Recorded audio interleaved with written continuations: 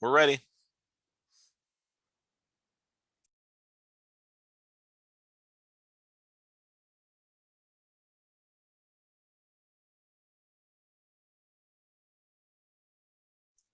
I can't hear Homer.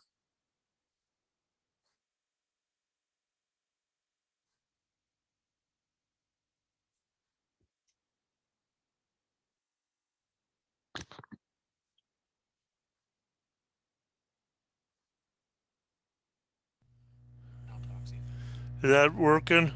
There you go. I can hear you now, Homer. Perfect. Okay.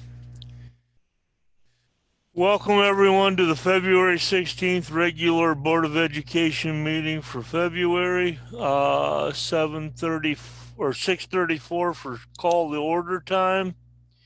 Pledge of Allegiance.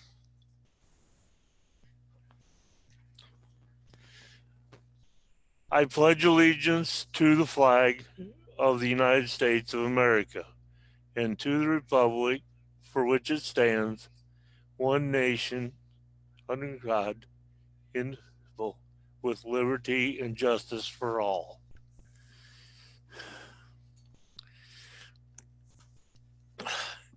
Call the roll, Mr. Smelter.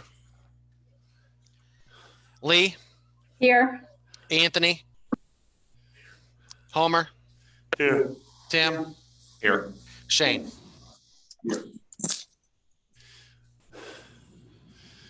Board member items. I'm going to comment first since I said something last night that I shouldn't have. I felt like we were a little bit eager in our postponements. And I made that comment last evening that maybe we should have been a little more patient and waited a little longer because it may not have happened, which obviously it did. So I do want to thank everyone and apologize for feeling like you guys were jumping the gun a little bit on making the call to cancel and postpone things. Anyone else have any questions or comments? I do. I just wanted to, after hearing comments since the last couple of board meetings, the public members within the public have reached out and asked questions with regards to the surveys. I know we've talked about the surveys repeatedly, but there were some concerns that what we were addressing as far as that was a lot of positive. We maybe, can you still hear me? Okay. Maybe we didn't address it a little bit further to expound on that. And I guess I can't speak for the rest of the board members, but I would simply state that I know I've taken the time to read through them, and I'm certain all the board members have done the same. But I didn't want there to be any misunderstanding or miscommunication with this, in that every comment that we did get, we will, I will take a good look at them. And at the right time and place, we can implement the suggestions, questions, comments, and concerns. And I think that we can address those. I think that it would be unrealistic to think that we could fix everything within a board meeting or a couple of months. It's just not possible. But I can speak for myself that I know that taking a look at those areas, I know that maybe I fall short in. I like to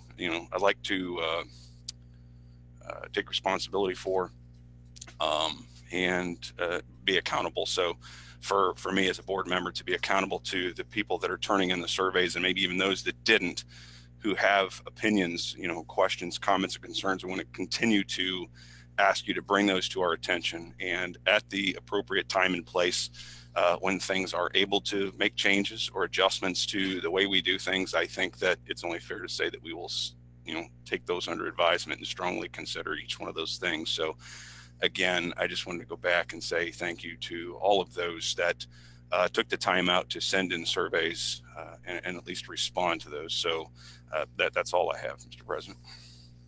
And I'll second that. we have to do a little homework on some of them things before we can make corrections or adjustments. So, and I think we're always looking at the suggestions and ideas, and trying to see if we can make things better. But yes, we have not forgot about them. Anyone else? Anthony, you got anything tonight? Yeah, I want to start off. I know Bill will congratulating our seventh grade boys basketball for their BBC championship. And off of that, I want to kind of go off of what Tim said a little bit. And with this championship, there was a little scuttle over it, with people you see on Facebook. I feel, we dropped the ball. We didn't. We missed a good opportunity to get a little pride in the school district. Some things should have been done. I guess on that note, I want to look at. It's been a year ago we started and formed the North Central Pride Committee for the levy, just to have a 501c3 account for that. But it was set up to start bringing some pride into the school district, get some ideas, and implement some things here. So I would like to, maybe invite some of the public. I think we need to get this group organized, get some public input, get a board member or two on it, form a committee, maybe a teacher or something, and start bringing ideas instead of putting them on Facebook or saying we missed the opportunity. If we're unaware of an opportunity, we can't take advantage of it. So I think it's time to set up a committee or a group. I know everybody struggles with time these days. Zoom, though, might be a way to get around that, and start doing some communicating, getting some ideas for bringing pride, not only for sports, but just in the district in general, in the hallways, classrooms. I think there's a lot of great ideas out there, and I think if we can get a board member too on it, if we got some ideas that need to be brought to the board themselves and discussed, we can have that openly and represent the group. And I would just really like to see this committee get started and take off and just not set by the wayside. Totally understand it. I agree with your thoughts on that one, Anthony. Shane, Lee, either one of you guys got anything tonight?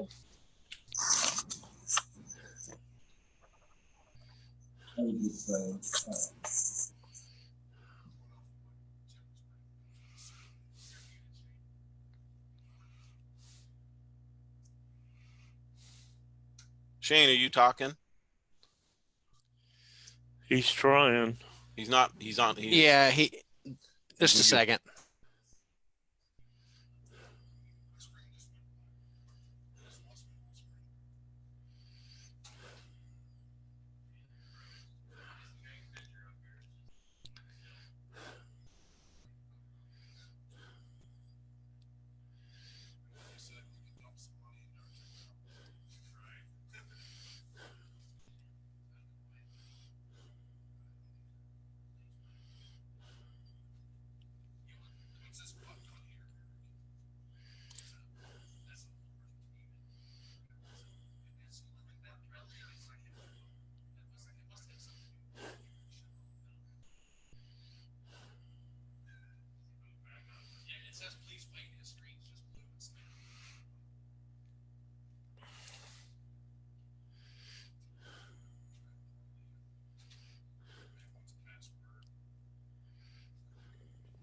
His screen just shut off, Bill, and it's now spinning and says, please wait. And it might be asking for a password now. So I don't know what happened.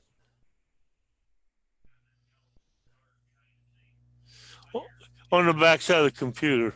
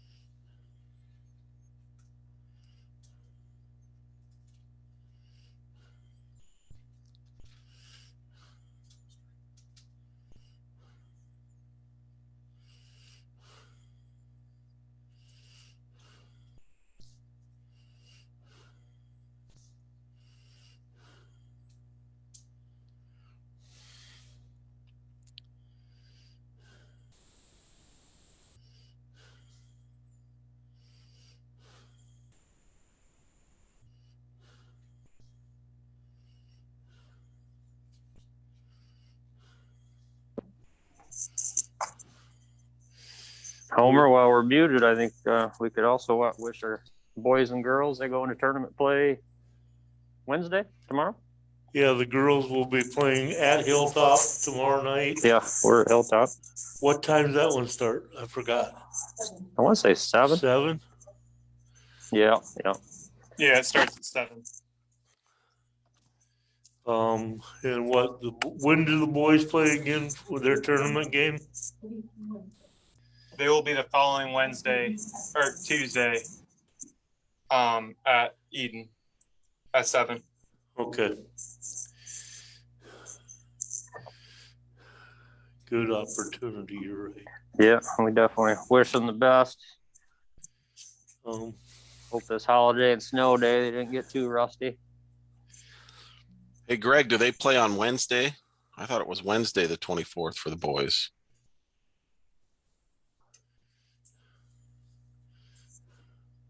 Do you want to switch to tablet? It asked me this before, and I just thought I didn't do anything. Yeah, it's Wednesday. I wonder if that's why it ended up shutting me off. Right after we started the meeting, I got that little sign up down the corner that said, "You want to switch to tablet?" We're doing it.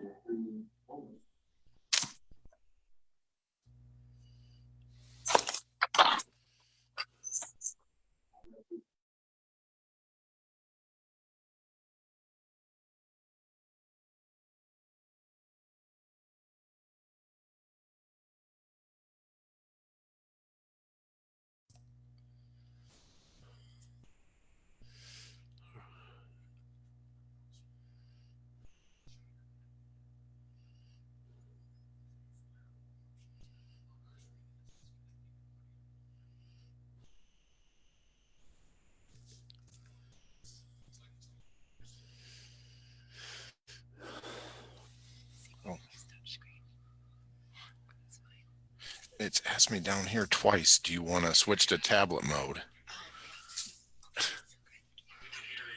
Okay. Yeah. That's probably better that way. No, I was just going off of what Tim had said earlier, dealing with the surveys. Yes, I'm sure we probably have all read through them, but there were so many of them where one survey said one thing and the next survey you read said about the exact opposite, which makes it very difficult to take that information because there are a lot of contrasting viewpoints out there on a lot of different issues. And the public ought to know that as well, because they may think, oh, I told them what I thought in my survey, but they didn't do anything about it. Yeah, well, you may have told us what you thought and somebody else may have told us what they thought, and the 2 points of views were complete opposites. And it's important for people to understand that too, that there's a lot of drastically different viewpoints on a lot of the issues that were addressed in that survey. So that was just something I'd like to say about the survey itself.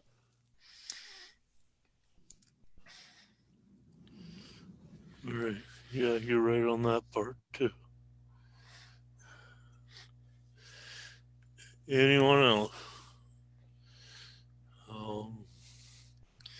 At this point, then I guess we will go to Mr. Smeltzer, and we will try to remember to address questions if they're presented to us via email before we finish the meeting. Mr. Smeltzer. Okay, on the agenda, you will see item A, minutes from our January 11th organizational meeting and our January 18th regular meeting. Item B, financial statements and invest from January. Item C, appropriation additions listed there. All of those are grant funds, the ESSER, IDEA Part B, Title I, and another miscellaneous federal grant, totaling $14,272.56.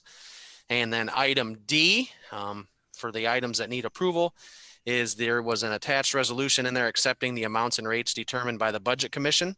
We do that at least once a year, if not twice a year. And then we have to send that over to the county auditor. The only change on that was the substitute levy went from 6.2 to 6.4 mils. And that is because of the growth that we're seeing in the substitute levy. So that was the only change on that. Those were the items that will need your approval. I did want to talk a little bit too about some funding news that's coming down from the state. The first item I'll talk about is our foundation funding from the state. It had been frozen for a couple of years. Last fiscal year 20, it was $3,827,844. And then that got reduced, as you guys all remember, at the end of last year with COVID hitting. That number got the last payment in May and the 2 payments in June. We had $122,000 taken away from us from the state. And I know we've talked about this before. If we had not had that money taken away from us, we would not have deficit spent last year. We ended up deficit spending by just over $90,000. It was $91,000 last year.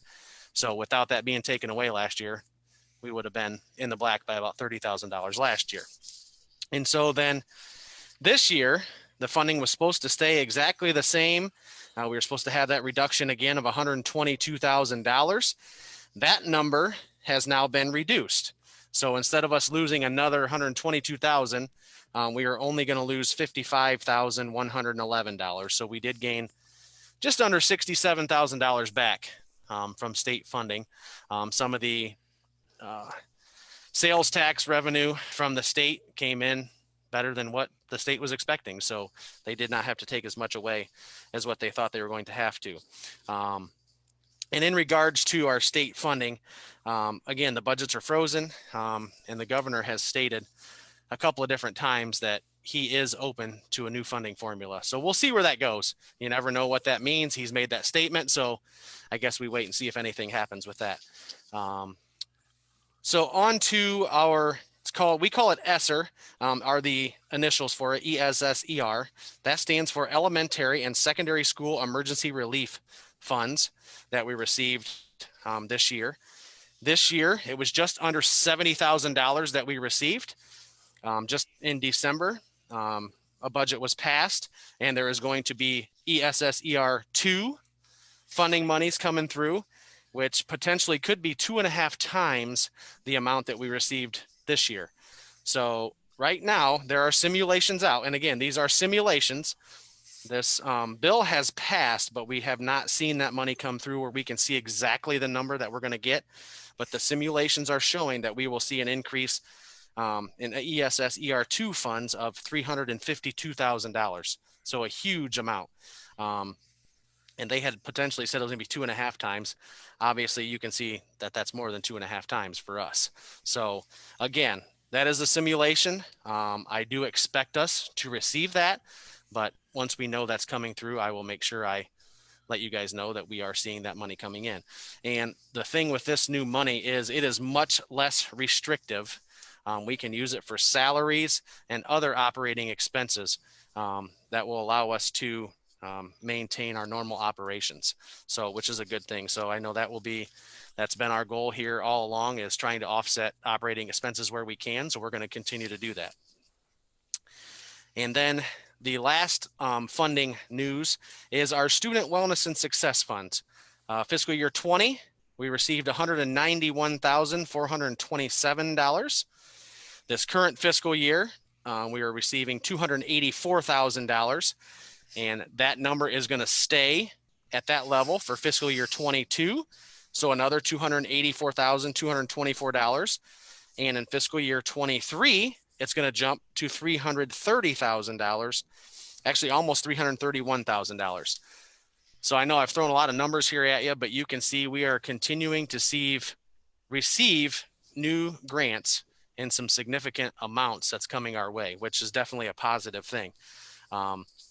And I do expect, I did have a comment listed here to make sure I mention, our goal is not to deficit spend. We are trying to push that out as far as we can. I really feel that with this information we've been given with these grant funds that we should be able to not deficit spend for the next 2, 3, 4 years as we continue to get this grant money. We're going to do whatever we can to help offset our operating costs and continue to push that number out. And that will be our goal. So I do expect that, again, we wouldn't have deficit spent last year if we wouldn't have lost that money. I don't expect us to in the next 2 years now either with this new information we've been given through the state for extra funds. And then the last thing I had wrote down here to mention that Bill and I will be going over to the budget, have a budget commission meeting on March 10th with the budget commission, the county auditors there. And they'll go over our values and collections that are projected for the next year. So that's always a good time for Bill and I to go over there and just hear what they're saying, hear valuations, if they're increasing, decreasing. So we'll have some of that information as well. So I know that was a lot of information thrown at you. Don't know if there's any questions, but I'll be more than happy to answer them the best I can.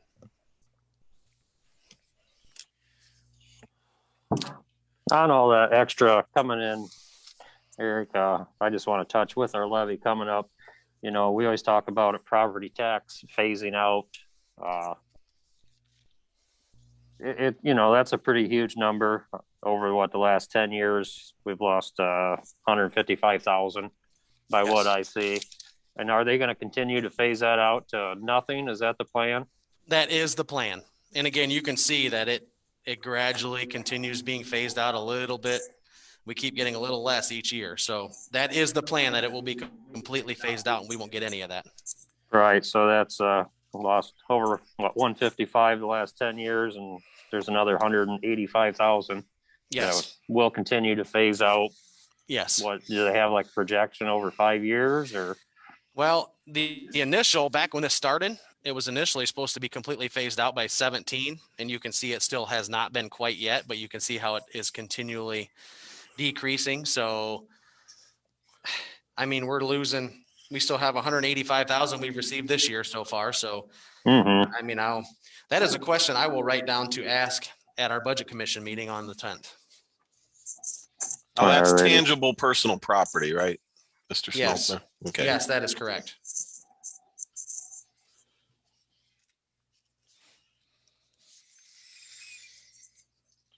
And we want everyone to understand that we do have a lot of new funds becoming available through grants that we were not anticipating.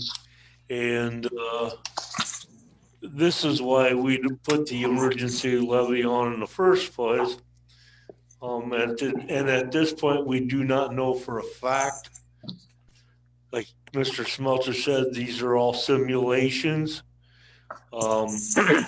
And we still feel it's appropriate to continue on with the emergency levy on the ballot to make sure that we stay solvent. And if anything, this will make us at a later date not have to come back and ask us soon if we could get this passed in May and keep us running on the right direction and trying to continue to improve the quality of education. Maybe we can improve some of our quality of our technology. Maybe we can go with better grade of laptops, tabletops for the students and the staff. But at a bare minimum, we know that we've protected the quality of education that we would be providing for the students and children of this community. So until we can say that the grants are here, we're still looking at we need this emergency levy to keep us solvent and keep us on the black. And like I said, if the money's there, we can upgrade some quality so we can help make things even better.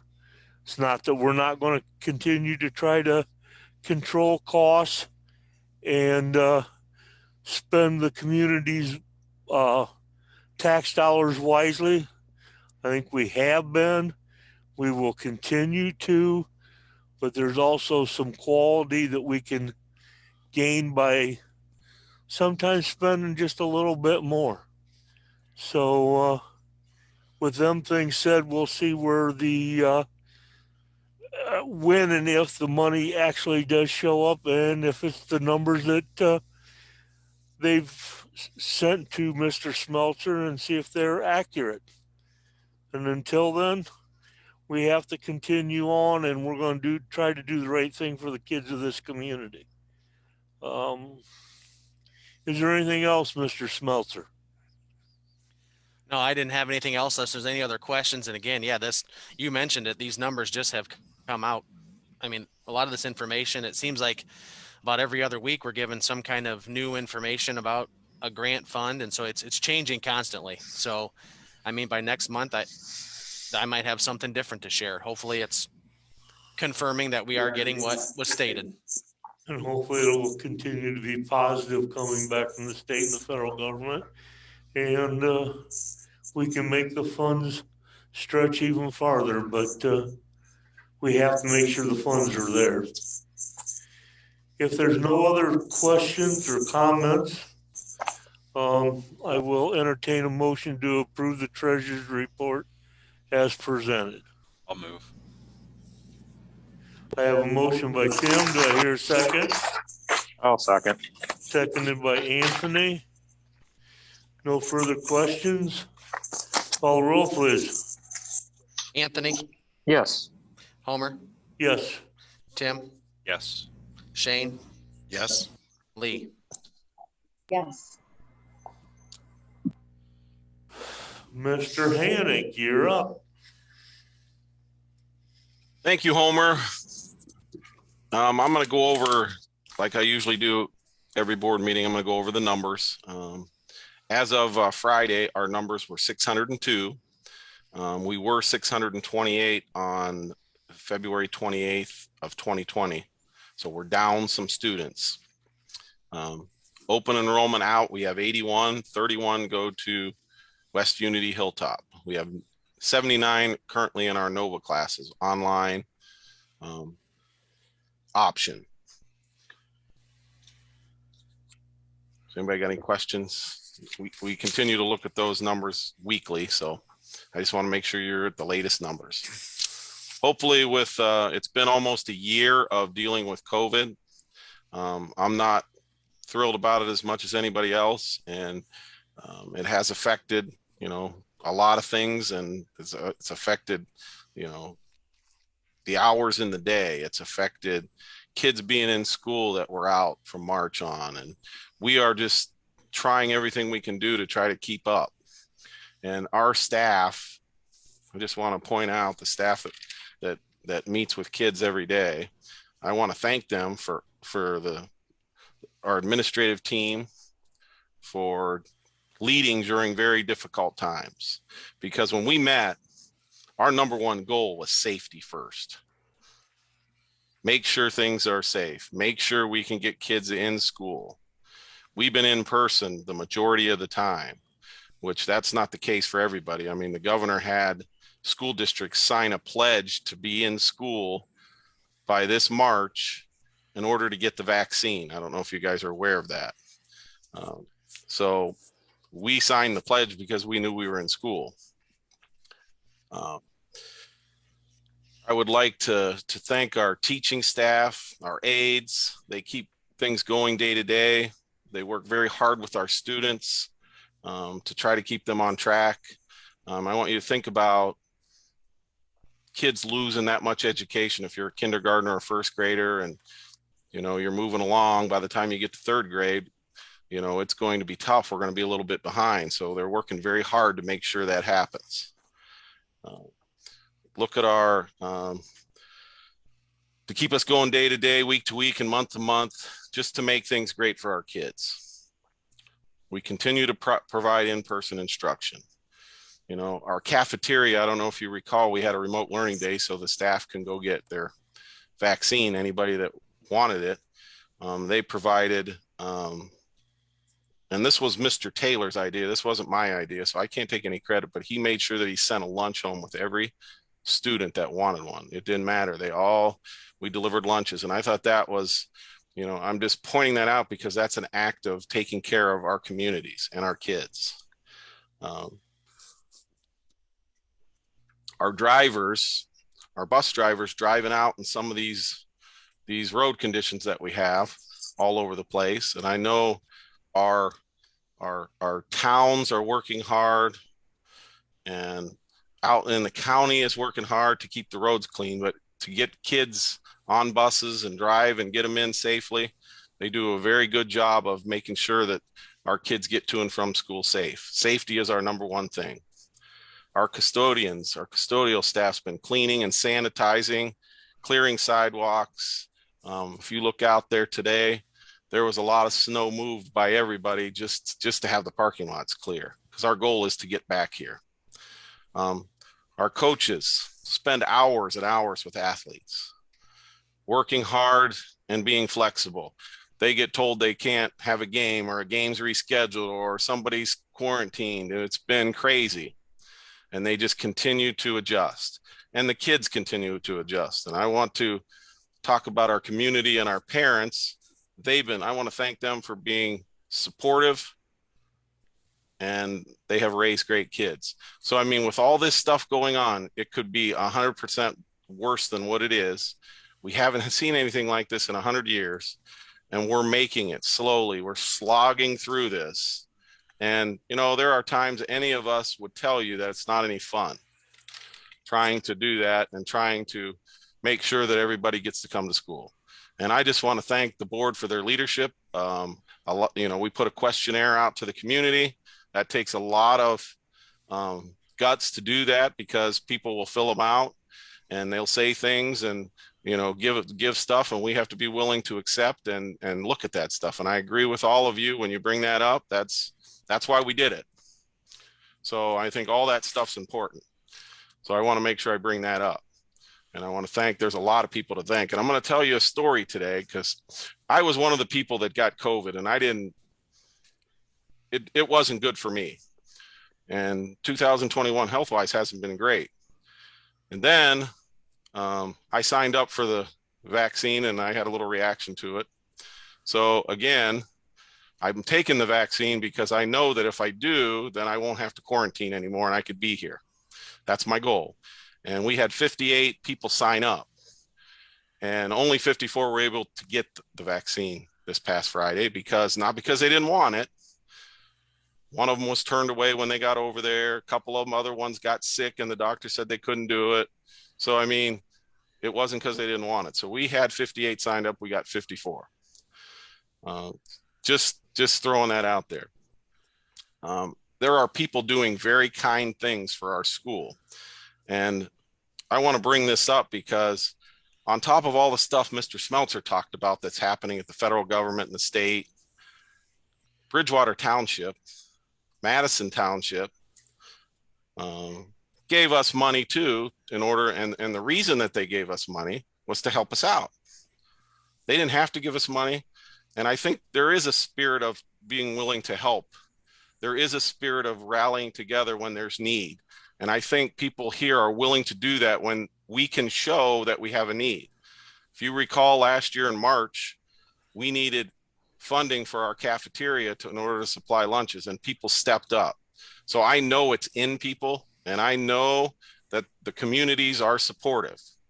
We just have to make sure that we tap into the right things. And so I want to thank Bridgewater for the $51,000. I want to thank Madison Township for the $28,000. We have spent over $110,000 on COVID related stuff. That there again helps our general fund. And by all this stuff pitching in together, it has, this is my fourth year. We deficit spent 1 year, and if you remember, Eric Smeltzer brought up the fact that if we didn't lose that $122,000, we would not have deficit spent. So we are trying to be fiscally responsible. We are trying to supplant money where we can. That, in other words, use it to replace salary so that we can continue to function.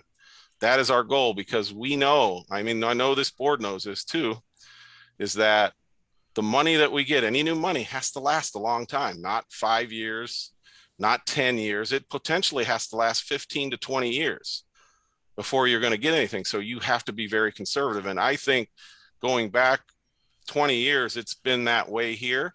And whoever's been in charge and whoever's been doing this has been conservative and has done a good job, because there are people here before us. Maybe not Homer. I'm not putting him in that category, but some of the other ones. So there has been a lot of people doing a lot of work to get us where we are. The levy is in May. It's May 4th. We have until March 15th if we want to take the levy off. That was in the paper. Just letting the board, reminding the board of that.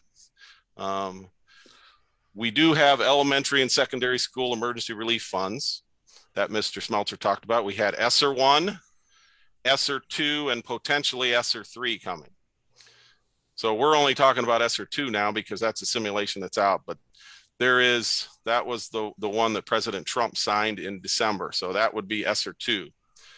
And he was also part of ESSER 1. Now you have ESSER 3 would be the Biden plan. So there's other ones coming out, potentially. So it's very important that we, and from what Homer said and what Anthony said, it would be our goal to get ahead. It would be our goal to make sure that we stay in the black. It would be our goal to make sure that we can compete with everybody else. That's our goal. So I just want to remind everybody of that. You guys have been awesome to work with, and whatever decision is made, I think personally, I really like the idea of being able to get some additional funds and get this district going for the next 20 years. That's my goal, but it's totally up to you guys. Does anybody got any questions regarding any of that? Thoughts? What's you spoke of our Nova classes, Nova numbers. Mm-hmm. What's down the line next year as far as Mr. Campbell's position? Do you foresee that being a permanent, or We're looking 25 in Nova right now in elementary? Right. We are looking at him becoming back into the kindergarten. We think it's important that we have 3 sections. I'm glad you asked that. And making Nova only available from 4th grade through 12th grade, because online learning is very difficult at the younger ages. It's not the same as you get older, even 4th grade, but that's kind of what I see. Marcia, that's your program at the high school would potentially be 4 to 12. Right. Okay. And so Yeah. we need to really hit.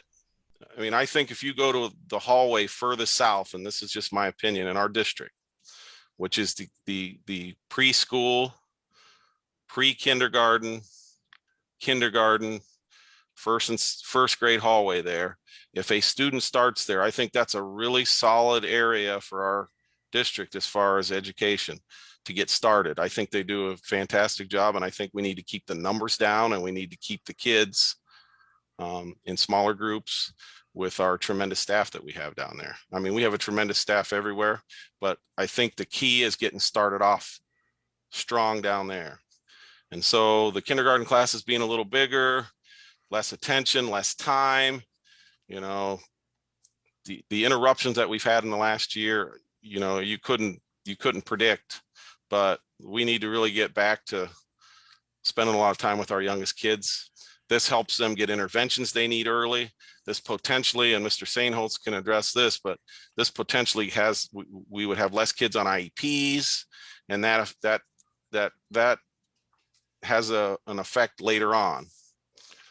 Mr. Hannick? Yes. Didn't you have some data on that exact topic that we were talking about personally when you and I were talking?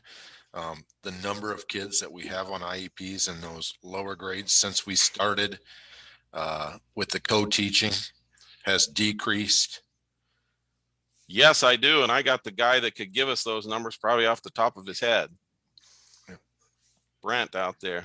Yeah, I ran some numbers. Yeah, it was before the last school board meeting, and I think grades 6 through 12. Again, I'm going to kind of generalize here numbers wise. Grades 6 through 12, we had about 75% of our identified population or students on IEPs in grades 6 through 12.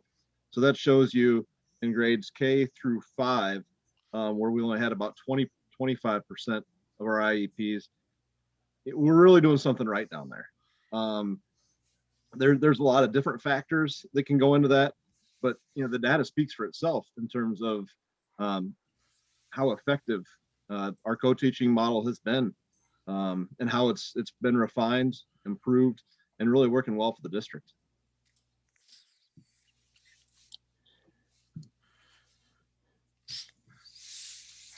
If there's any further questions on that, feel free to let me know.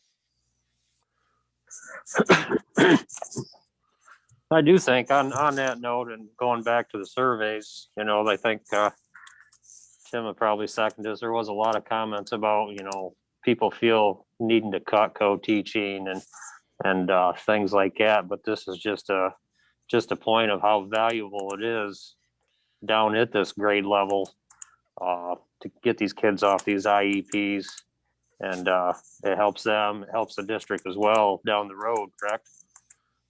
Yes, it does. Even more so now with with a little current data, we're starting to see this pocket, a bubble of kiddos, to where we've got 10, 11, 12 kids in what's called the RTI process, response to intervention, to where we've got some kiddos who are really on watch that we're trying to give some extra supports to. And again, our Ashley Waterston does a really nice job on the K1 side. Mrs. Hendricks and Miss Ely work really well, working really hard in grades 2, 3, and 4. So again, we've got a great staff, and we just need to continue to give more and more attention to kids and make sure we're meeting their needs in the classroom. Okay. Mr. Smeltzer, was there a question that you wanted to ask? Yes, there was a question emailed in. They asked, what was the percentage of school employees that received the vaccine? Well, we had 54 actually get it, 58 tried to get it. So those other 4 are going to try in other ways to get it. So we have less than 100 employees. So if you do the math, let's say we'll call it 54 out of what? It's 90. Is 90 a good number, Mr. Smeltzer? I would say about 60%. And so took advantage of the first round, and then the next one is on March 12th. We have to do the second Moderna shot. Okay, and moving on. Again, this is a thank you to Carrie Sauter for a donation to No Child Goes Hungry account of $200. Again, people are still donating to the No Child Goes Hungry account. And again, that was started by Mr. Taylor, and he takes a lot of pride in that. Right now, just to remind everybody, everybody in the district that wants to can have a free breakfast and a free lunch. And we have been offering that since the beginning of the year, and it was supposed to be until December, and it got extended. There is no word on whether it'll be extended into the future, but at least for the rest of this year. So again, that kind of caring about kids, targeted funds coming in. COVID-19 update. I think what I want to share, other than what we talked about with the vaccine, I would like to talk about how many positive cases we've had. We've had a total of, NC's had 48 cases as of the board meeting for February, which is tonight. NC had 42 positive cases for the January meeting at that point. We had 25 positive cases for the December meeting. We've had 265 kids quarantined or positive, and 56 staff members either quarantined or positive since the start of all this. So that's kind of your update. Calamity days. I want to talk a little bit, unless anybody's got any more questions about quarantining and positive cases. So our staff has been, we've been at pretty full strength. Marcia and Andy, lately, the days we're in, we got most of our staff is back in. So I'm very, very proud of the fact that they want to come in and they want to work with our kids. And do, continue to be safe, because that's the number one thing, and try to educate. Okay.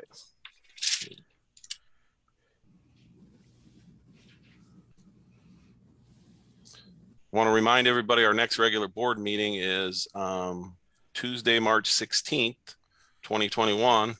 Unless there's any more specific questions, I'll talk about calamity days. Okay, on calamity days, we've had, as of today, we've missed 8 days. We're allowed to miss 6. One of the days we missed was due to COVID-19 and the staff came in, the very first one. So really we've missed 7.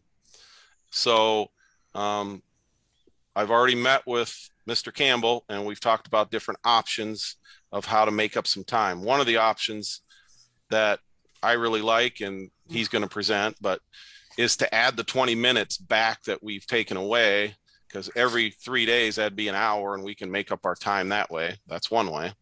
We can add a day at the end of the year, but we're going to wait and see how we do getting through this month before we decide. But we have met, we have talked about different options, and I'm waiting to hear back from them, but we are going to need to make up some time. So I want to put that out there. I think the least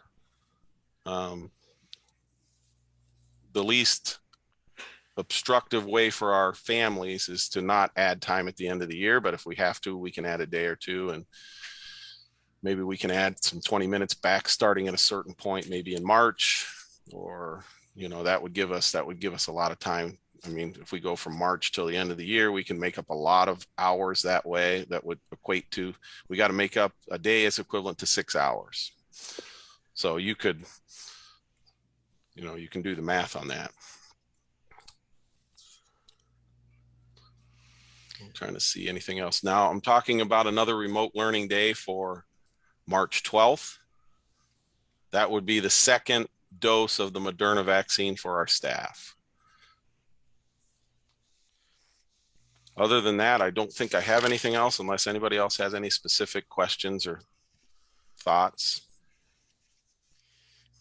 I just want to touch real quick. It probably pertains more to the levy and to what we was talking about with co-teaching is I think we're all very dedicated to our students here, and we're here to get our kids educated and prepared for the future. And with the co-teaching model that is working, we that's where we invest all our money. We don't have the new sports complex. We're not buying buses all the time, which we have one, on the agenda tonight. But I mean, that's where our investment is in our kids' education. And I think with this levy, we're looking to get a little extra money to start investing into like Shane said, some newer technology, and our bus fleet's weakening and getting old. We need to start recouping and coming back on that stuff as well, while continue to invest in our kids here. And I think it's a model, we want to continue doing throughout our future. It's working well, as Mr. Sainhold says. And just to put that out there, that's our primary investment is in our kids here. And we definitely want to continue doing that. I wanted to touch on something Anthony brought up, and I'm looking down through my list. Later on in the agenda, you are going to see purchasing a bus. We did get a $38,792.04 grant through the ODE in order to purchase a new bus, which would be local cost of $55,569. So we felt that it was essential to get a new bus when you're getting that kind of a grant that we applied for. Thanks to Mr. Moreland and Mr. Smeltzer, we ended up getting that grant. So I do appreciate that, guys. And all that's going to do, and I believe Mr. Moreland knows that he's going to try to get rid of the oldest buses, maybe a couple of them. Our fleet will become newer as we do this. I mean, I think we're still going to have around 9 buses. Is that correct, Mr. Moreland? So yes, it'll be right around 9. So if you think about replacing a bus every other year, that still makes your buses 18 years old. So somewhere in there, you either have to have newer buses and have 8 buses and replace them every other year. Then it makes them 16 years old. So, I mean, we just have to make sure that we have enough for our routes if something breaks down, or we have events that leave after school early enough that, some of the drivers aren't back. So we're always juggling around with our buses. So that's our step in that direction. And it took a big grant. I haven't seen grant money like that for buses in a long time. So that I'm very excited about that for our district. We're also going to see on the agenda, you're going to see the calendar for the 21-22 school year, the new calendar that was approved. You guys are we talked about it last month. You're going to see a retirement from Ron Hauser. You'll have to approve that later on in the agenda. And you'll see a football agreement with the football group, which we worked and met. And just to remind everybody that these football boosters have put in a lot of money to continue to have the program. And again, they signed another contract, and they are paying and also improvements to our facilities that they're doing, which are permanent improvements they plan on doing over the course of the next couple years. So that group, for the amount of effort and money that they put in, should be commended for all their hard work and the donations to the school. I mean, it takes a lot to run a program like that. It's not a cheap program. So I thought I would throw that out. Anything else? No, I don't have anything else unless you do. Anyone? Okay. Mr. Moore. All right. Thanks, Mr. Hendricks. Good evening, everyone. A few updates from the elementary. First of all, board, sorry, Mrs. Henry asked a couple times, but I was under the weather last Thursday and Friday. I didn't get you any notes, but I'll do the best I can here with a few updates. Kindergarten screening, we're looking at May 13th and 14th. That's a Thursday and a Friday. I still need to finalize a few things with the kindergarten team. But as Mr. Hannick mentioned, and we've been talking about this, I really want to go back to 3 all-day sections. Mrs. Morton, Mrs. Wiles done a great job with increased numbers, right around 20 in the classroom. Mr. Campbell's done a wonderful job as our NOVA instructor, but I just think it's so important to have 3 sections of all-day kindergarten.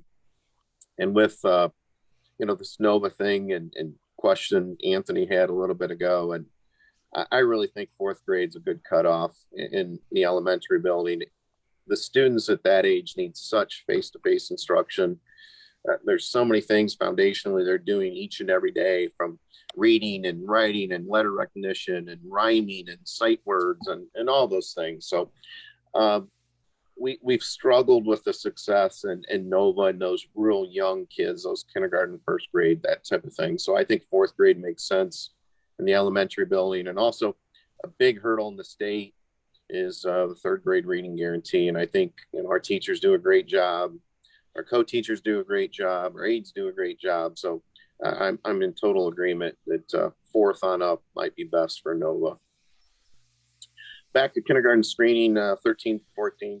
Like I said, Mrs. Page will get out some advertisements with local media. She'll begin registering our students' families sometime in March. Hopefully have them wrapped up in April with some numbers for kindergarten registration. Mr. Hannick touched on this as well, but I totally in agreement. Our attendance come mid-January as a whole from students and staff has been really good. After Christmas break, that first week or two, not so good, but since mid-January, it's been really good. And it goes hand in hand with instruction, and also doing a lot of observations from 6th grade to 1st grade, 3rd grade. Teachers are working hard, students are working hard, and just the creativity I'm so impressed with. Mrs. Beauregard, a week or so ago, had her students outside for a science field trip, in the snow, and she's marching them down by the creek and just not quitting. So that's just great. Lori Moore will be in the classrooms the latter part of this month. We want to capture some pictures with regards to our school year for the yearbook, which Lori's a big part of that, and also the Eagle Way wall outside the office there. We've updated a few pictures. We tried to get Lori in back in November, right around Thanksgiving time, but we had a high amount of staff members out with absence and students. So, we're going to try it again here in another couple weeks. And I just think it's important to capture our history. It's been a challenging year for everyone, but still, it's a year, and let's capture that history and make the most of it and get those pictures out in the yearbook and on the wall there. Mr. Hutchison and I were visiting about field day. Field day is usually latter part, mid-May. Last year we didn't have it, obviously, with COVID. So Hutch and I were talking, let's try and figure out something. We usually have, 20 or so stations. We're in the gym, we're out at the baseball field, we're at the softball field, we're down at the track, community members in. So it may not be a full-fledged, field day, but, we'd like to do something for the kids to get them outside and celebrate the end of the school year, so to speak. So he's working on a few things. We're talking, and he's getting some ideas and input from the sixth graders as well. So see if they have any thoughts and what we should do on our field day. Mr. Hutchison's going to get our Hoops for Heart going once again. And we were talking, and he's been doing it for the American Heart Association for 25 years. And he said we've raised our community, our students, $115,000. I mean, that's just amazing. $115,000 out of, Pioneer and Northwest Ohio, given to such a great cause. And so we're going to start that up once again. But when he told me that number of $115,000, that's just outstanding. So, and that's about all I had. This weather's been a little bit of a challenge, but I'm looking forward to getting back into the classroom and seeing the kids and whatnot. And our theme for this month, I just want to end on, is kindness. This staff, we're doing a little kindness activity this week and type thing. And students, that's their theme as well. And like Mr. Panic mentioned, we're all working hard and giving and supporting each other. But I had a second grade student come through the office and give me a cookie for his birthday, and there was 2 bus drivers in the office, and he had 2 cookies left. And he was like, do you guys drive bus? Do you work here? And they're like, yeah. So he gave his last 2 remaining cookies to the bus drivers. And I just thought that was a neat, random act of kindness. And, he just said, thank you. And they thanked him. And it was nice to see that he offered his last 2 cookies to our bus drivers. And one was Mr. Short. So he's not going to pass up a cookie. So they enjoyed it. They said thanks. Anything else from me? Any questions for Mr. Moore?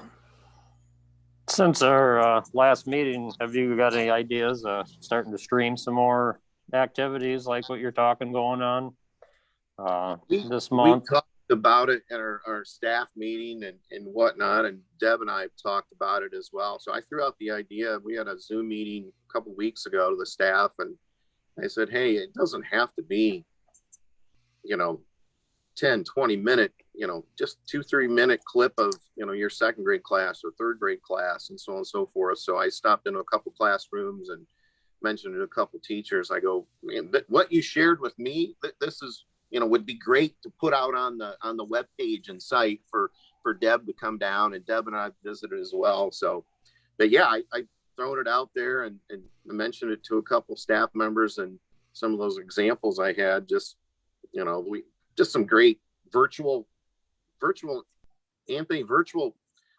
Valentine's Day activity we had. I thought the teacher shared with me, I'm going, man, that is so cool what the kids have made virtual cards for each other and put them on, their Google site. I go, this would be awesome for the parents and community to see just how creative they are with technology. So yeah, hopefully we can get a couple posted out there for folks to view.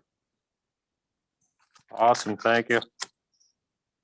Anything else, anyone? Thank you, Mr. Moore. Mrs. Rosevich. Hello.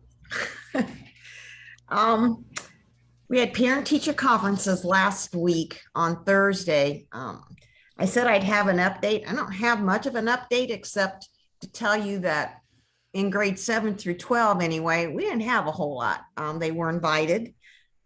Several parents were invited through letters or through emails. Not all of them connected with the Zoom meetings. We had some, but not a lot. And that's kind of typical in the February one. The remote learning day we had on last Friday really went well. I was in every classroom sometime during the day, and they were all either connected or answering questions or talking to the kids, which I thought was kind of neat. Mr. Moore commented on observations and evaluations. I'm almost done. I have 2 more to go. I have them all written up, except I've got to do 2 more actual observations this sometime. I had them planned this week. Don't think that's going to happen, but I'll get them done next week. It's great. I went into our floral class by Miss Tracy, and those kids, it's really neat to watch them put together those arrangements. And then they took all the arrangements to a nursing home. It's just neat to watch them talk about kindness and talk about things that kids can do for others.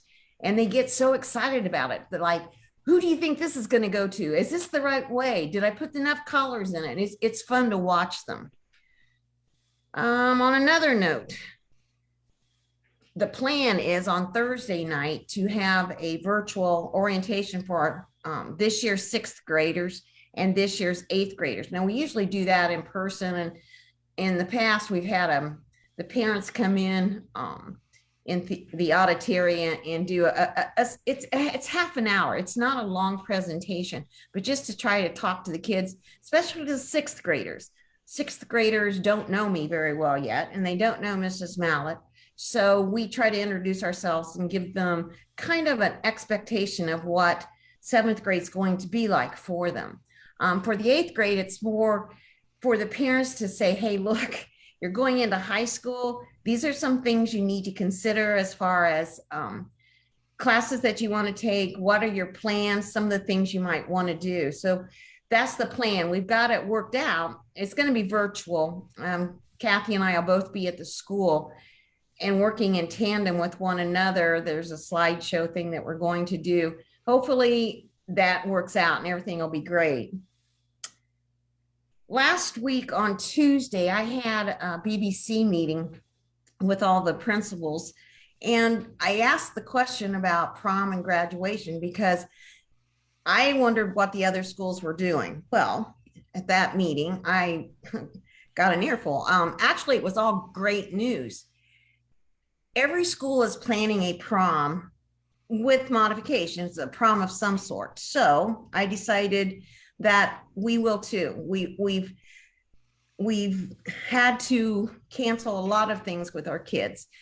I just think we're going to have modifications. We're going to have to wear masks. We're going to have to probably not have a dance, or if we do, it's going to be some kind of line dancing, or have some live entertainment, like where the kids would have to sit and watch it. We're even discussing maybe, and this is still in discussion, not having a dinner, but having just a time when the kids are together, and then having the after prom. Possibly the after prom will be at school. All of these things are just being discussed. I talked with 2 different parents last week, and they're meeting, and we're getting some things together. It looks like the date is in April, but again, it's all preliminary. All I can say for sure is I think we're going to have something for the kids, something pretty neat for the kids. We've even got a theme that we're kind of talking about, which I'm not going to tell you because I want it to be a surprise later on, but I think the kids are going to like it. The other thing I asked about was commencement, graduation. What are they doing? Well, the schools that have the big football stadiums and all that, some of them were planning to do it outside at the stadium, but the rest of the schools all said they were going to do it inside with a normal, again, we will follow the standards that we have to follow, like, 15% of capacity or something like that. We're going to follow that. But I think, at least at this point, I'm going to plan commencement more traditional, what the kids inside in the gym with the walking up to the stage and doing that type of thing. At least that's what I'm looking at right now. It's still planned, graduation is still planned for May 30th. The prom is going to be in April. February the 23rd, next week. Yeah, next week. The ACT will be given to all the juniors, and they take that off-site at the community center so that we can spread them out. With ACT, you have to be pretty strict about how close the kids are to one another. March 8th is the Franklin B. Walter Awards program. And again, that's a virtual one. They're not doing it like they usually do, where we all go over to the ESC. Spring testing, we're working on the dates. We know that it's going to be starting in March, and it goes from March clear through the first week or week and a half of May. So we'll get all the plans for that. That hasn't been finalized yet, but we'll get those pretty soon to you. And I think that's about all I have. Any questions? Anyone? Marcia, on commencement, just throwing out ideas. If that 15% capacity still sticks come May, what about an option of doing the outdoor one more traditionally, family blocks of chairs or Right. something of that nature? I mean, we generally have a pretty full gymnasium when we do graduation, so I mean, there's a lot of family that would like to attend. Where I mean, push come to shove, if we can do family blocks, as long as you're in the same household or group, maybe we could look at something like that down the road too. Right. And that's what some of the schools were doing too, was something similar to that. One of the schools said last year they had 15-minute blocks where they came in and got pictures and all that in the gym and all that. And they're still going to do that, whether they have the traditional or not. I didn't do it that way because I think we did it outside, and I think we had plenty of time to get the pictures that way. The funny thing is that my juniors, well, last year's juniors, this year's seniors really liked the outside one, and they kind of would like to do that again. But I think that might be a little difficult. We had the perfect day weather-wise. It was absolutely gorgeous. I'm not sure I want to do that, but we could set up the same kind of a stage and set up the blocks in the parking lot with chairs or something like that, so that it's flat and solid. Yeah, we could do something like that. I think the kids want the more traditional. I think I've met with the class officers once. That's what they said at that time. So we'll go from there. Yeah, I'm hoping we can get to the more traditional, definitely not the drive-in, but I enjoyed the outdoor graduation last year, minus the cars and the drive-in. I thought it was nice, but like you say, it's a crapshoot on getting that perfect day and having the weather, but we'll definitely figure something out, and that's down the road. Yep. Thank you very much. Yep. Yeah, let me know if I can help with the prom situation. I heard that Brian and Edgerton are planning something. I know Yep, that. they are. Well, Montpelier is for sure. Hilltop is for sure. So they were all planning on a prom with modifications. And I don't want to deprive the kids. Well, there has to be modifications under the circumstances. Correct. It's just like graduation. We can't do it the way we've always done it. We'd love to. I would. Hopefully someday we'll get that opportunity again. I hope. So any other questions or comments to Mrs. Roosevelt? Thank you. Thank you. Mr. Wadlick, I know you've been having fun for the last month or so. Oh, yeah, it's exciting. So, first, I want to go to the junior high. The 7th grade boys won the regular season they split the regular season championship, but because of a tiebreaker, they got to host, and then the tournament, and then they won the BBC tournament. So they finished their season extremely well. And then the 7th grade girls, because of us having to play a combined season and because of how they restructured the BBC tournament with COVID, they didn't let every team make it into the top tournaments. They had 2 separate ones for 7th grade. But in the tournament that our 7th grade girls were in, they won their part of it. So we had 2 7th grade teams end up winning their respective tournaments, which was pretty nice to have happen. And then for high school, we have girls have their first tournament game tomorrow with Hilltop at 7:00. And with girls and boys, there's been some ambiguity as far as whether or not we can live stream the games. Some schools have been posting things saying you have to pay a fee if you want to watch it. And then other schools have kind of been saying that they're just going to stream them and see what happens. So because we're not hosting for either one of those, we can't control on whether or not they're streamed. But if they are streamed by the host schools, we will be posting a link for anyone who would like to watch. I've been told Hilltop wants to stream tomorrow night, but I don't know for sure if that will actually happen yet. So girls have that. And then they actually, because of all the craziness of the weather, the girls' last regular season game will be Thursday. So it'll actually be after tournament, which is a new thing that the OHSA is letting happen this year. So it's not something that we really wanted to do, but we kind of got forced into it. And then the boys have 3 games left in the regular season. So they'll be playing Thursday, Friday, and Saturday. And then their first tournament game will be Wednesday at Eden. And same thing with the live streaming. Eden said they potentially will live stream it, but I haven't gotten a 100% commitment on that. And then for tickets for these sectional games, it's based off the other team's capacity, and it'll work like it did for volleyball, where they have online codes and they go in and buy them through that. So the girls will receive codes to give to the people that are going to be coming to the game for them with that. And then spring sports will be starting here at the end of February for baseball, softball, and track.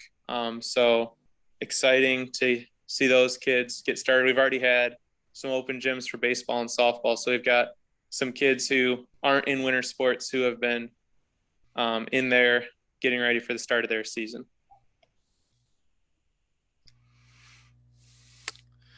Well, amongst other things, I at least want to say congratulations, Dad. Oh, thank you. Yeah, she sat quietly this entire time, and then she started crying right as I was about to start talking, so she must have known something. Well, she knew my voice and was already scared of it. Any questions for Mr. Wadlick? Nothing? Well, I'm going to let you get back to your daughter then, young man. Okay, thank you. Thank you. See you Thursday. All right. That's all the reports. I have a motion then to purchase a 72 passenger bus, Bluebird Vision propane,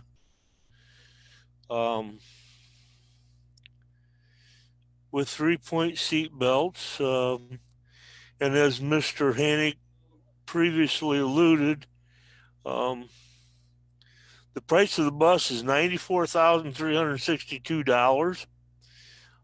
We have, with Mr. Smeltzer and Mr. Moreland, have been given or received $38,792.04 in grant money towards that bus, leaving our share at $55,569.96 in local funds.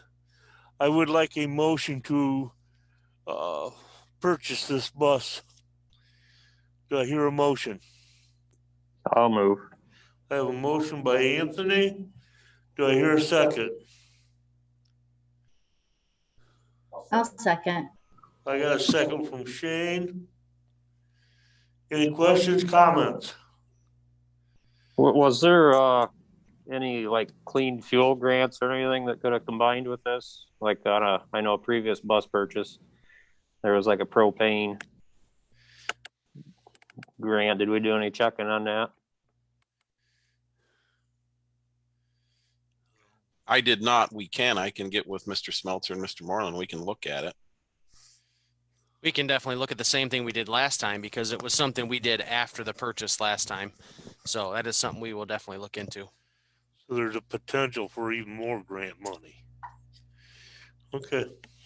Yeah, because when you do the grant, you have to have the bus number and a bunch of things. You have to have the bus first, I believe.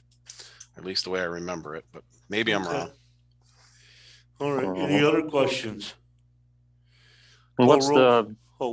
Mr. Moreland, what's the seat belts doing 2 rows for preschool age kids or? Yeah, I'm gonna try it for the younger age. I mean, in the future, I do see sooner or later I'm going with that route. So I know we have some issues with the 3-4 year olds. Without aids on our bus, it can get trying at times. So I would like to try it before we go ahead and do a full bus. Try it with our special ed and preschool kids and see how it works out. Okay, thank you. Anything else? Call roll, please. Homer, Yes. Tim, Yes. Shane, Lee, Yes. Anthony. Yes. Thank you. Next, the safety plans. Resolution to approve the updated safety plans for NCLS, NCES, and NCJH/HS high school. Do I hear a motion to approve the updated plan? I'll move. Tim? Do I hear a second? I'll second this one myself. All right. Well, No, I got it. Any other questions, comments on this? I want to make a comment that Don Baldwin, who's a resident in our district, spent a lot of time helping make these plans very precise. She took the time to help go through them word by word, and it took us a month to get them updated to meet all the standards that she put forth. And now that she's retired, it was very helpful. And I just think the board needs to know that she came over here into my office and we talked on Zoom and we redid. And it was very, very helpful. And those are probably the most thorough until we go next year, and we'll see. But I would like you to know that she spent time, and I really appreciated her time. Definitely need to give her a thank you. If there's no other comments, call roll, please. Tim, Yes. Shane, Yes. Lee, Yes. Anthony, yes. Homer. Yes. We need a resolution to approve the junior high school North Central football program contract with the boosters for the next year. Do I have a motion? Homer, I have a question. All right, Lee? It's for Mr. Smeltzer or possibly Mr. White, like I understand he's already left the meeting. But on the agreement, number 1, letter A, it says the Eagle football boosters will take on the full financial burden associated with providing and running a junior high football and junior varsity program, which includes specifically, letter A, fencing for the football grounds. So I understand a few months ago, this was presented at a North Central Athletic Booster meeting, and those present at the meeting at that evening had approved it. So just wanting confirmation who is actually paying for this fencing.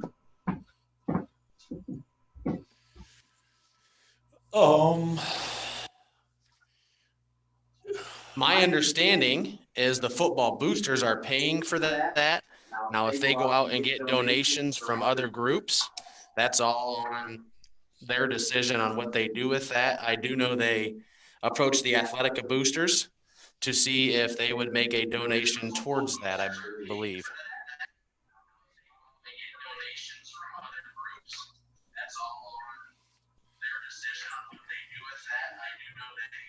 Is that enough of an answer, or do you need more clarification, Lee? So we don't know if it's been rescinded from the boosters, because it was the athletic boosters, because it was already approved by them. Correct. I do not know, Lee.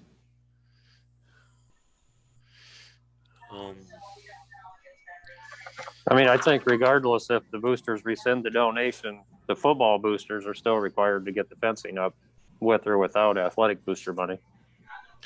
Yes, I would agree with that. I don't know And if the it's end been contract. I don't know if it's been rescinded or not, was what I was referring to.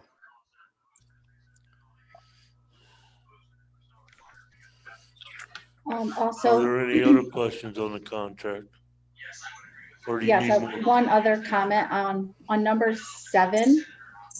I don't know if there's any value to this, but it says all expenses will be billed to the football boosters.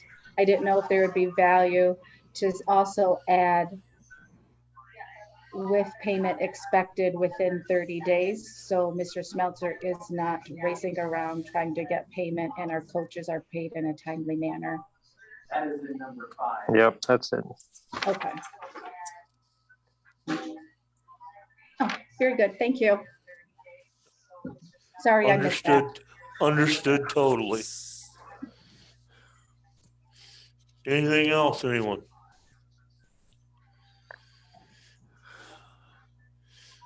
I will entertain a motion to go into a contract with the football boosters again for the 2021 year.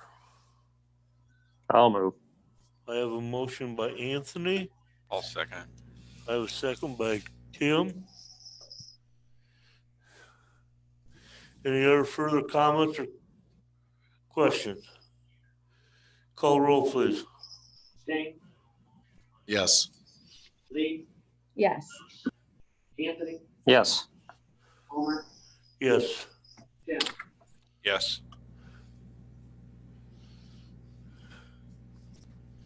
All right, consent agenda. We have employment of Adam Nepper as a boys and girls JV track coach. Scott Thompson as a boys and girls assistant varsity track coach. We also have the resignation of Ron Hauser as a bus driver effective June 30th. We also need to approve the school calendar for the 2021-2022 school year, along with the teacher and paraprofessional substitute list from the Northwest Ohio Educational Service Center dated from January 29th, 2021. Do I have a motion to approve? I'll move. Tim? Do I have a second? I'll second. Seconded by Shane. Questions, comments? Did Scott coach last year? Or is this his first year?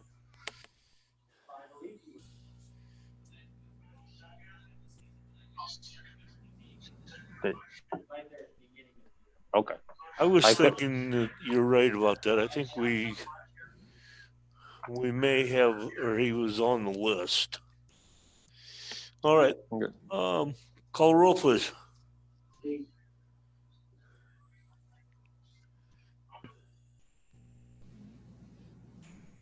Anthony, Yes.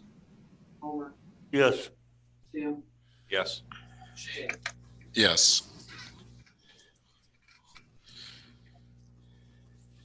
Is there anything else? And do we need a executive session? No, but I wanted to bring up the wellness funds again, just one more time Okay. that Mr. Smeltzer talked about, because I wanted to run this past the board because I got some ideas, and one of them is going to involve Mr. Livengood, and I don't want to put you on the spot, Mr. Livengood, but I would very much like to continue the school resource officer program. And because we have these wellness funds, that would be something that we could use to offset the cost of that. We worked with the village to get that program underway. And of course, this year we didn't do it, but into the future, because we're running into issues like vaping and different things. And the value of having the school resource officer, not only for educational purposes, for being around, for handling a contact for the bus. We have a lot of violations where, and Tim knows this very well, that we have people passing buses when they're dropping kids off and running the reds and those types of issues. And I think it's valuable if we would consider, knowing that we're going to have those funds for next year and the year after, to potentially put some of that towards that. I'm just throwing that out there. I just wanted to bring it up now because it will become more of a subject later on, obviously not directly now, but I just think it's something to think about. We also, if you recall, a couple months ago, we were looking at some drug testing stuff. So I think maybe the school resource officer would be a valuable asset to the school district. I'm just throwing that out there.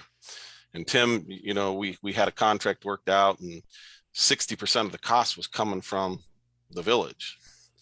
So anyhow, just a thought. No, something for you to think about.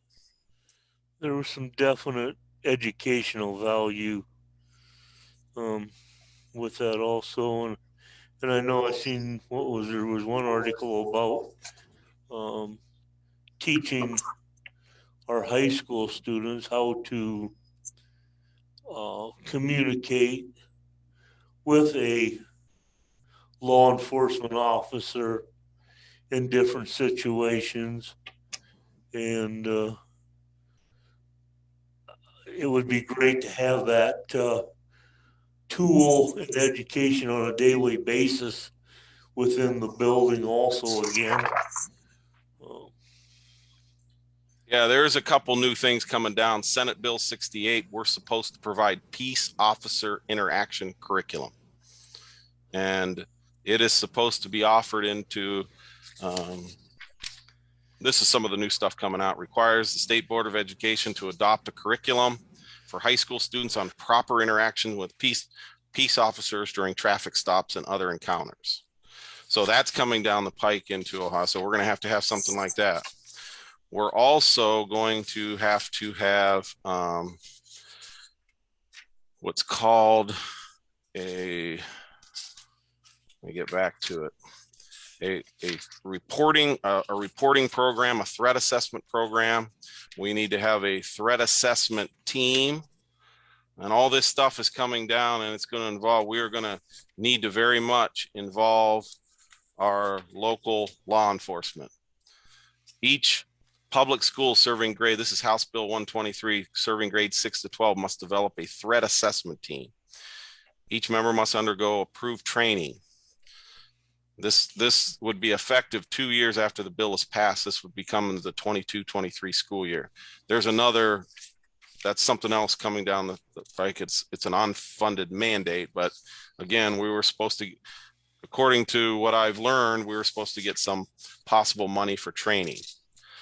And there's other things too in this. This is specific to law enforcement, but those two issues right there are big ones, Tim. And I'm not sure if you're 100% aware of that, or you probably have heard of it, but the reporting program, reporting threat assessment that we got to have, there's a free program out. The state has that I have signed up for, that we're going to have an anonymous reporting place for students and staff to go to. So just thought I'd bring that up. I'm certain that there are areas of that I'll have to brush up on, and some of the new stuff that's just recently come out. We so that everybody does know, we did get ahead of the game a little bit. We do currently have 2 school resource officers trained through the state of Ohio. And additionally, on top of that, we did get ahead of the game as far as making sure that we have an officer who is trained in threat assessments. We have already conducted a threat assessment on the school and recommendations made for improvements. And that's yet another function that an SRO can do in that dual role to be proactive moving forward. And any additional trainings that might come along as far as threat assessments goes and reporting and working with a threat assessment team. So we look forward to taking a look at those as we move forward, as these new bills are unfolding. We'll adapt to it and make those adjustments. Okay.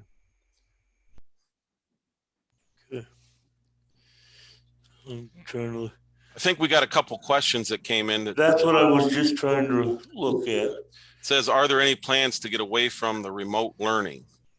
We hope that, yeah, that was a question. It says, are there any plans to get away from remote learning? We would like to be in-person learning all the time. There are situations that remote learning is better than missing a day of school. So we still have that option, but that's not going to be our number one option. There are students that choose to, families for whatever reason, that have chosen to do, a remote learning or Nova. Some of them, remote learning is a little different than Nova, but that choose to do it online. And we want to have that option for those families. And that's through Debbie Wyant's program and what Dustin's doing this year. So the short answer is getting away from it. I would say we want to minimize it as much as we can. But we want to provide our kids with technology, and we want to make sure that they have the ability to get on Google Classroom, and they have, even though we're in person, there's still going to be things that kids could get assignments online. They can keep up with assignments in the past when they're absent and so forth. So I would say remote learning is not going to be the model every single day, but there'll be times where it'll be helpful to be the fact that we use Google Classroom and teachers can put stuff out there that kids can go back when they're absent, or they can review something after it's, that's been presented in class, and they can make sure they get the assignments or the worksheets or whatever they need. So it is going to be helpful that way. So. And then the second one, when does the free lunches stop? This has helped tremendously. I agree. And we have it till the end of the school year, which is the end of May. And I'm not sure what the future holds in that. I have asked that question, and there hasn't been there's no answer right now. So I can't answer where the futures go. And I'm glad it has helped. And I hope that people take advantage of it. Again, our cafeteria does a tremendous job, and they provide a very good meal. So those were 2 questions I saw. But that does not, the free lunch, as we're talking about it right now, does not pertain to the free and reduced lunch program, correct? No, right now everybody gets a free lunch. But I'm saying there still will be that free and reduced lunch program more than likely in the future, as there has been in the past. Yes, that will be, but not free breakfast and lunches for everybody. It's not the local version, right, that we're doing presently. Okay. Right. And that's what I wanted to make sure everybody understood, was that free and reduced lunch program for the state or federal government was still going to be available in the future, as far as we know at this point in time. Right, on that one. Then anything on remote learning, maybe Marcia's got more to add to what I said or thoughts. Not really. The only time we actually do the remote is so far is right around Thanksgiving, and then the 2 days we're doing vaccinations. Other than that, we have been live. Yeah, their assignments are online, but the kids are there, the teachers are there. That's not remote learning. That's just getting their assignments online. Okay. Let's see, there's something else just came through. Yeah. Let me read it. See if I can get it. Comes from Lucas. Okay. I have a question, if I may. If you are going forward with the levy, the Board of Elections says you will have to pay to get it on the ballot. Do you plan to do that? And if so, do you know how much it would cost? Because we would be the only issue on in May, there would be no other issue. There's a cost of a little bit more than $4,000 to put this levy on. So that's why we have the option all the way till May 15th if we feel that we do not want to pay for all March of it. 15th. Or March, excuse me, March. Yeah, you're right. I stand corrected. Man, you jumped on me there, Homer. March. Well, I don't want anybody to be confused because that'd Right. be after election day Right, too. March 15th to take it off and put it on when there's not a charge. So yes, I think it was almost $4,200 or something like that to do that. And I don't know if that's the final cost. I have asked to make sure. Is that the number or is it a different number because we're by ourselves? So I haven't got that answer yet. But that definitely, at this point, is being taken into consideration. But at this point, I believe, unless somebody wants to speak up, we are still planning on putting it on in May unless we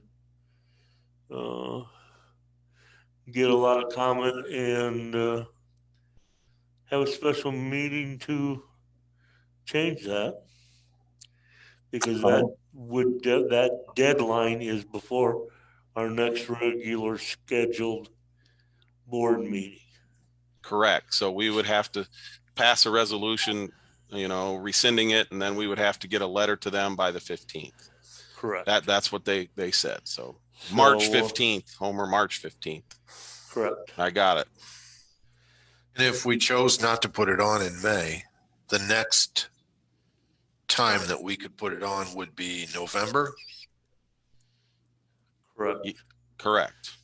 I mean, again, I think there is the possibility of August, but that would be a standalone again, which we would have to, a special election date in August, which would be the same scenario as what this is going to work out to be in May of us having to pay for it.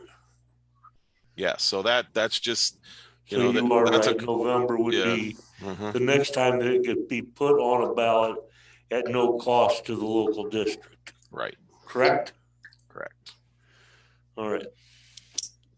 No, I feel we got to keep moving forward. The need is there. We've obviously tried twice. We need to keep moving forward with this. I mean, granted, we've got some extra funding with COVID and they're changing things around, but I don't feel that gets us out of the water.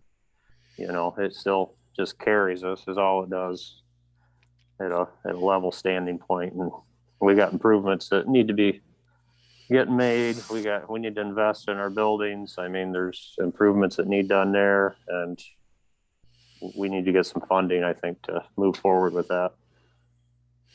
And every time if we would put this off, then that's 6 more months that we would not know as a school district, and then as a board and the administrative team of how we need to move forward. So we need to take every opportunity to try and give the voters the opportunity. Yes, it is a small expense. Maybe there's a chance we can get the money raised to pay for it too. But right now it is the school's responsibility for that $4,200 to run the election in May. For whoever it was that asked the question, thank you. And that is being debated and explored. Any other questions out there? Yeah, I didn't say it at the beginning. And I'm sure they're not watching, but I do want to express our condolences to the Balzer family. He served 36 years in our district, which I think is a outstanding number to be invested in one school district. And I know I had him. He was part of my life, and he was in it for the kids, and will definitely be missed in his career. So I just wanted to express that. And I did have a couple questions. I don't know if we can do a quick executive, just personnel. Yes, we can. Executive session. For personnel. Mm-hmm. Okay. Personnel and employment. Is that what you want? Yeah. Personnel and employment. Do I have a resolution to go into executive session for the discussion of personnel and employment? Do I hear a motion? I'll move. I have a motion by Anthony. Do I hear a second? I'll move. Over here. Tim? I will say before we even take the vote, we will not be having any action afterward. So, call roll, please. Anthony, Yes. Homer, Yes. Tim, Yes. Shane, Yes. Lee, Yes. And it's 8:15, or, yeah. All right. That concludes our regular meeting. We will go into executive session with no action to be followed. Thank you, everyone, for attending. Thank you, everyone.